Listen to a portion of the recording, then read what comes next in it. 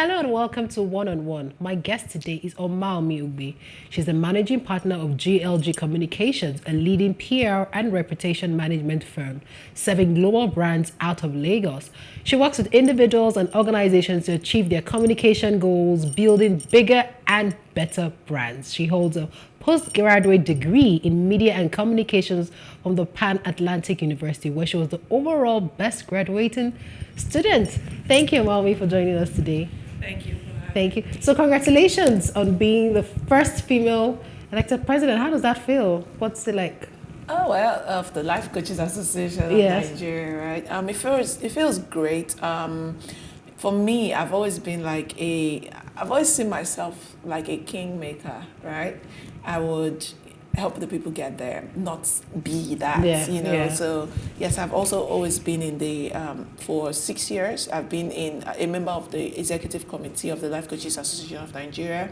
Started as deputy head of PR and comms, and then became the head of PR and communications, and then did it for two sessions back to back, right? And then president. Feels great. I know that it's work, so. Oh, nice. Really, really nice. So we'll talk more about that. But let's talk about life coaching. Right. So in as much as I would say it's quite like popular in Nigeria, it still feels like some people just consider it just like motivational business. Right. Tell us more about it. Why is being a life coach, why it was needing a life coach why is it important, and Right. is it more than just a motivational business? Speaking. Yeah. Yes.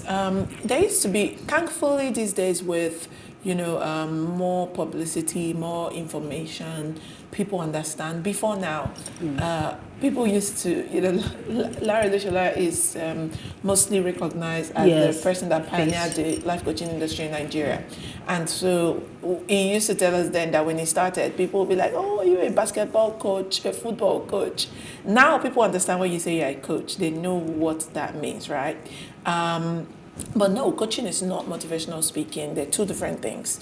Motivational speaking, anybody can be a motivational coach when you have some things. You really just help people with some positive words. You are speaking to groups in the public or through your social media, just helping them feel pumped, just like the word motivate, right? Feel pumped. You go get the day and all of that. But coaching is a set of tools, it's a set of processes, right? And it is really just helping you move from functional to optimal and even to exceptional. So a coach does not tell you that wake up in the morning, brush your teeth and do this and do that. No, they help you find the answers from within yourself. They're giving you questions. So you say, I don't know what to do, what university to go. Then they ask you, what's important for you at this time? What do you want to achieve? They help you to bring out the answers. And it's more lasting. It's not ephemeral. It's, you feel good because you know that this answer is coming from deep within, from your subconscious, from your inner being. And it just helps you. They help you to see your blind spots, really. And so you don't have to have a problem to need a coach. Yes, you can need a coach when you have a problem, but even if things are going well, you can move to better, to best with a coach. So yeah, that's the difference. Okay, so especially this climb where everybody now claims to be life coach, how do I identify a good one from a quack? Right. First thing is a coach should be certified. Okay. Just like, By you who? can't just have... Because I get a lot of CVs and bios now, and I'm seeing NLP. They have NLP. Coaching is different from NLP. Okay. Right? So a life coach is, you're certified to become a life coach. You have the certification, you've been trained, you have the tools, and you also have a minimum of 50 hours of coaching that you experienced, that you've done first. That's like the basic, yeah. And, just like with medical doctor, you have a doctor, you can then decide to become a gynecologist or a pediatrician. That's the same thing with coaching. So the coaching is the generic, you do that first, and you can then decide to say, okay, I want to be a business coach. I am a sales coach based on your niche. That's choosing the niche based on maybe what you like or based on the demands that you get, so you can then branch out and study more into that area and just help. But the coaching gives you the set of tools, the guidelines, the processes to help people. And even so, yes, to know, the person needs to be certified by an accredited coaching institution, right? It's not just that where did you get your coaching? I'm certified from where, so first you want to be able to know that, and this is why the importance of the Life Coaches Association of Nigeria, right? It's been accredited and certified by the CAC, the government of Nigeria, to regulate, to standardize the coaching industry and the practice of coaching in Nigeria. And, so we're working towards where without your certification, you can't practice. For now, it's members and some people we know, but you can't be a member if you're not certified. You're not aspiring to be a coach. No, go get your certification, then you can come, and from an accredited institution, and you have your practice. You've done your hours of coaching, just to get that experience, even if it's free, that you coach people. It's not that you brought 10 people together and you said you coach them. No, there's a process. They have your logbook that you follow through, and you have a contract with the person before you do the coaching. There's a contract, and say that you give to your coachee or your client that we're coaching for 3 sessions, 6 sessions, 10 sessions, whatever. Usually a minimum of 3 sessions, because it's not magic. It's a process, and you need to trust the process and follow the process to help people based on the desires that they want to have. And you set a goal. What are we going to achieve with this coaching that we want to do? If you say, okay, I want to, get promoted in my office from this to this, and you go, how do we get there? They look at the different things. What are the opportunities? What are the threats? And then what else? The coach just helps you to bring out, what do you need to do? Okay, I have to be studying 3 times a week. They find for you and say, okay, we've seen that this thing is really delaying. These are some things that are stopping you. They're helping you to see the different things that are really hindering you from moving forward, and that's just the way that you're not going to see. PwC found that they made a research and they see that now more than ever, more entrepreneurs, more career professionals are requiring coaching than before. That's the importance of coaching. Yeah.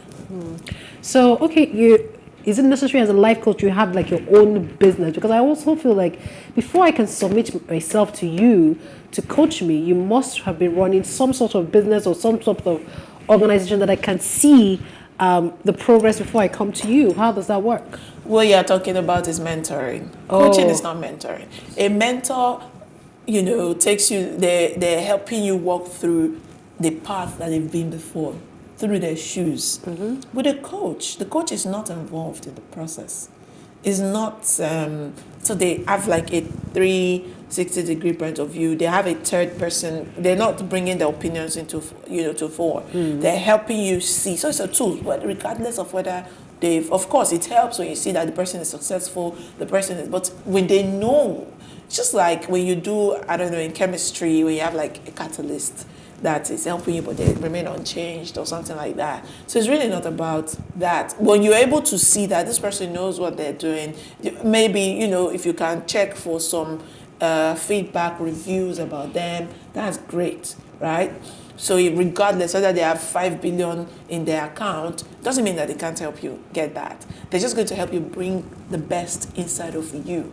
Okay. So it's a set of tools, it's a process that they're going to follow that you do not have, but they have, and they help you to see. But it's really you, they're helping you to help yourself, to bring out the best. Yeah. Let's talk about neuro-linguistics programming. I hear it a lot, and like I mentioned earlier on, I see it in a lot of CVs. What is it? What's that training about? Right. And what does it do for an individual and even a coach? Tell us more about it. Right. Neuro-linguistic programming, like the name suggests, neuro, usually speaking about the mind, the brain, and then linguistic, language, right?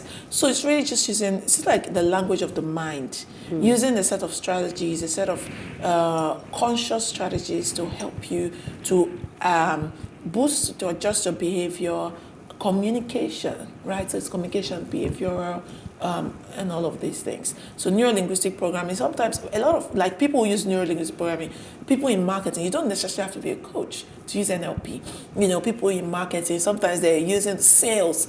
Have you seen this movie, Focus? Will Smith was in Yes, it. I have. There were a lot of NLP there. If you see all those things when they were just setting the tone and creating things. Those are NLP things. You know, just able to manipulate. You know, that's people using it for the negative, right? To manipulate and all of that. But NLP is really, it helps you to be able to use your subconscious, also to communicate better. You know, so they're different, like human resources. If you're in sales, as a leader, you have all these things. Really helps you to know. Sometimes you're also able to take a third person point of view to come out of a situation, even as a leader, to be able to help your team better, and not just put yourself in a. It's not, even if you are in this situation, you're able to remove yourself out of it and see, and then you're able to understand not just the things that people are saying, but what they're not saying, because it's psychology. It's you know, it's a communication of the mind. You're able to anticipate some things. You read their body language. We find that we're communicating more. True. Somebody might say, Funmi, I'm not angry. You know, you didn't do anything to me. I'm okay with it. But you're able to know. Yes, By their demeanor, by the way they've positioned themselves, by the way they've closed themselves off of you, that they're upset. You know, this NLP helps you to know. And as a, you know, somebody who's in business, you're able to serve your client better when you're able to understand them more, understand the things they're saying, the things they're not saying. You know, and you're able to listen. Sometimes when you listen to someone, because of the power of NLP and coaching that you have, you know their pain points. And when you know their pain points, when you solve people's problems, you're going to, the more problems you solve, the more money you make, the more results you get, isn't it? And that's the beauty that coaching, that NLP brings to the table. Okay, so Omawunmi, let's talk about women. I've not seen very many female life coaches in Nigeria.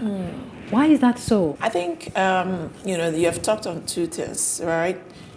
I think generally women are less, you know, we put ourselves out there less than men do.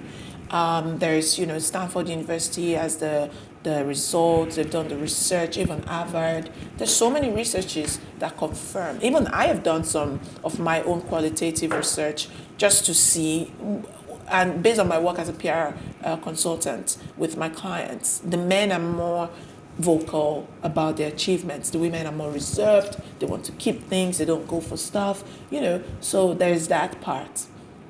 So men, they're more, and also there's the whole programming again. It's just the environment, your nurture. You can't do more than you know.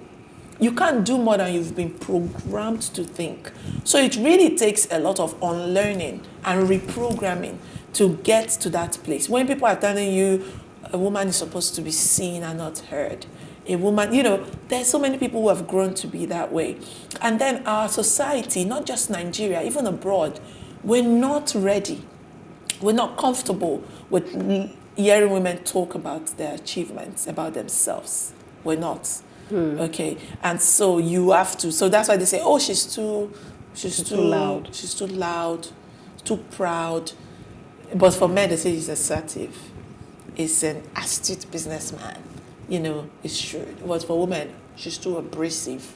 You know, how can a woman be that? You know, and so women are able to, they want to protect themselves, but there's that confident level. So yeah, there's that part. But there are women who are you know, doing well as coaches, who are top there. For example, with the ICF, the first president, you know, was a woman. Also, our society we also like to get advice from men more. You know, man will be like, what's a woman coming to tell me? So why is that? Then how do we break? Because this like leads to my next question about, you know, women shying away from publicity and branding. So what do we do? What do women need to do to ensure that they get the same regard, respect from, you know, from everybody across board? Because I also feel like that even will affect pricing for the female life coaching. Like, you know, I'm not going to pay you as much as, because I feel like this guy, even though if he doesn't know anything that he's talking about, will, you know, deliver more than even the Yeah. the female. So how do we, break that barrier? What do we need to do? We just need to keep, pushing, keep doing it, and keep being there. Because like I said, there's some organizations that will be like, let's, we don't want a woman to come and coach our CEO or our general, that sort of thing. But we just need to keep putting ourselves out there. It's all about perception. Perception is greater than reality. What people see it colors how they see. How people see colors what they see, right? And also how you perceive a thing is greater than what it actually is. So we need to build that. We just need to keep pushing and keep building as women, talking about putting ourselves out there. Don't be scared to talk about your achievements and the things that you've done. As long as you talk about it from a place of solutions, a place of service. It's not bragging if it's true, right? So we need to do that and be comfortable in that. There was one lady, my work as a PR person, where they'd done an event. She's been there many years. She's done this beautiful event that we've done for them. We wrote a post-event article, and she was like, I feel like this article is saying this is hyping too much. It's feeling like a lot of hype.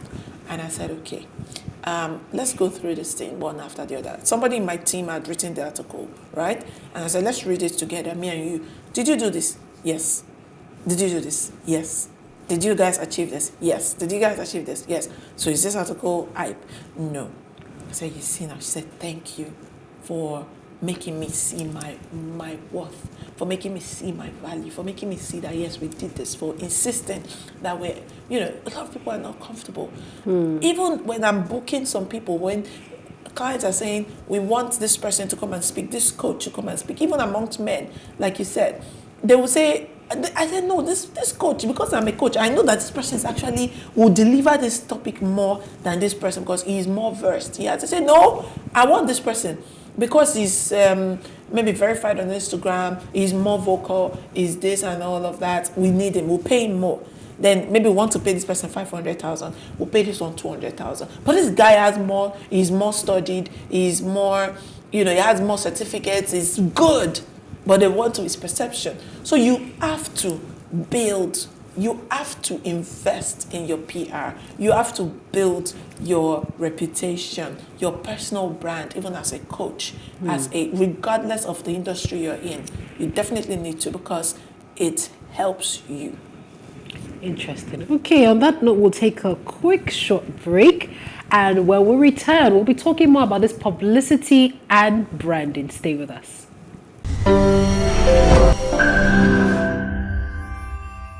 Thank you for staying with us. You're still watching One-on-One, and my name is Funmi Unuajefe. I have with me Omawunmi Ogbe in the studio. We're talking about women and publicity and branding.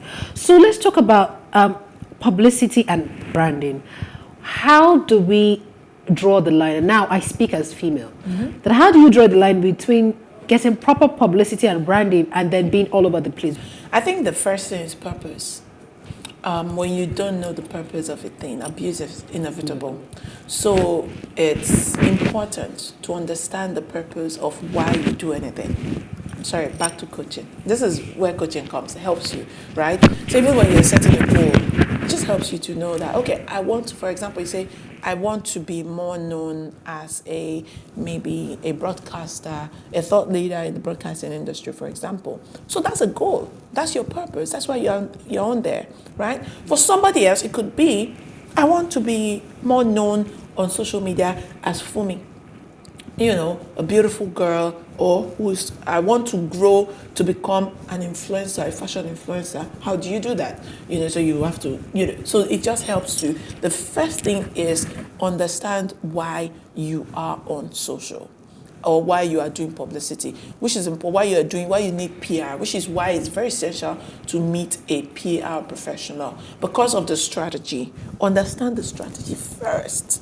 Right? You know your purpose, why you're there, and then you create a strategy, and then okay, how do we now achieve? These are the strategies. We have 3 strategies that we want to use. These are my desired objectives. Then we create a strategy, and then we say, okay, maybe because it's professional, I'd say post on my LinkedIn every other day. So I'm not posting on LinkedIn every day. I'm posting 3 times in a week, and I'm posting on Instagram maybe every day if I want to grow.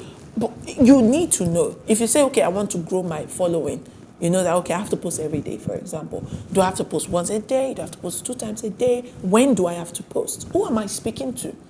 Who are you? You want to know. Who are you going to be speaking to based on what you want to achieve? If you say, okay, I want to be known as a thought leader, a broadcasting thought leader in the industry, so you know that, okay, you're talking to young broadcasters, aspiring broadcasters, and even people, all stakeholders in broadcasting, right? Also people who employ, maybe you were looking to change jobs and get a bigger job, you know, so there's all of that. And that would now inform the things you're telling them. Because you need, whatever it is that you're posting needs to be relevant. How is that shining the light on who you are, on your person, and also mostly on the people that you're communicating to? Right. What does reputation management mean, and how important is it? Right. So I'm going to give a very granular definition, right? Your network is who you know. Your reputation is who knows you and what they know you for. So what do people say about you, and what do they know you for? So if they call your name, would they say, that one that does so and so, so, you know, and that. So you need to be very intentional about building your brand reputation. And what's the first step in creating that reputation is, firstly, knowing who you are, and then what you want to be known for, so that people will know you. Because if I don't know you, how do I buy from you? How do I buy what you, regardless whether you're selling a product or a service or yourself, regardless, we're all selling. Even the doctor is selling. So the reputation, even with hospitals, you're like, okay, this brand, where they say, if you want to do for children care, go to XYZ hospital, because they built a reputation in that. Which means in building a reputation, don't be all over the place. Don't be, you know, for everything. Be known for something or a few things. You know, build expertise for something. So that's where you're building a reputation, you're getting known. Let me also give you another formula for reputation. Okay. Results times reach equals to reputation. You can be the most, you know, excellent doctor, the most brilliant student, right? Or whatever it is that you do in your field. But if you don't have reach, there's no reputation. The greatest tragedy for a brand is to do something great and nobody knows that they did it. So you want to, in whatever you do, first build expertise, deliver results, but multiply it with reach, buffer it with reach, boost it with reach. Talk about two-faced. I always talk about this two-faced, two Baba sons. Say, if nobody talks about you, then you're nobody, right? What are they saying about you? What emotion? At least be evoking some sort of emotion from people.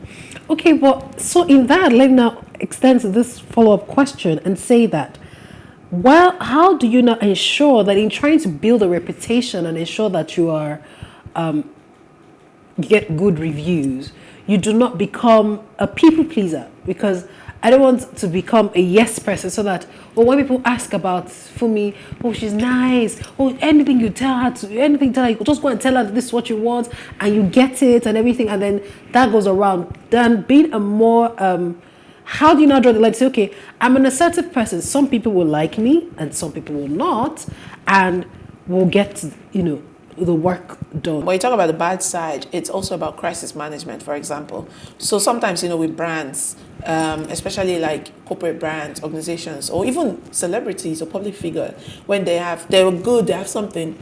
Let's even look at the Will Smith slap, for example. Yeah. Right? And you're like, whoa, that was his bad side, right?